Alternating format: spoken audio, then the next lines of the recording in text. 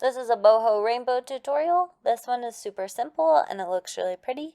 You'll need tin foil, and then I like to use 2 colors of beads and add glitter on top. This mold's from waxandcrafts.com. All products are linked in the notes. So I take my tin foil and I fold it in half so that it is nice and thick. That will help it hold its shape. You could also fold it into 4s if you want it to be even thicker. So you'll just fold it so that you have a strip, and our goal is to make a curved piece in the rainbow that is going to help keep our beads separate. So here I actually folded it into 4ths. So I fold it in half and then fold it in half again, so I have a nice strip.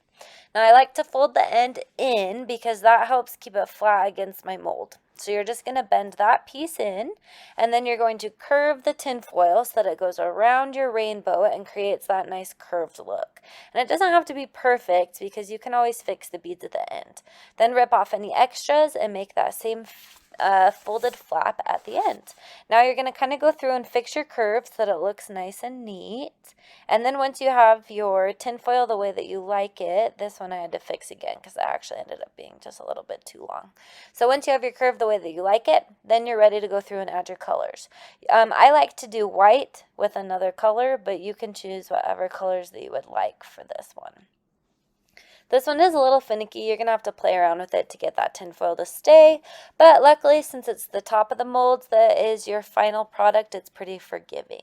So I like to start with the inside color first, spread it out so that it's spread evenly, and then add the second color outside. And you'll want to make sure that they're about the same height because otherwise your beads are going to fall in when you pull out that insert. So use tweezers to fix any that fell out of the way and then bake. I do 325 for 20 minutes. As soon as you pull out of the oven, you want to add your glitter. So here I do a lavender glitter, let it cool off, and then I drill some holes, and now you have a finished Freshie.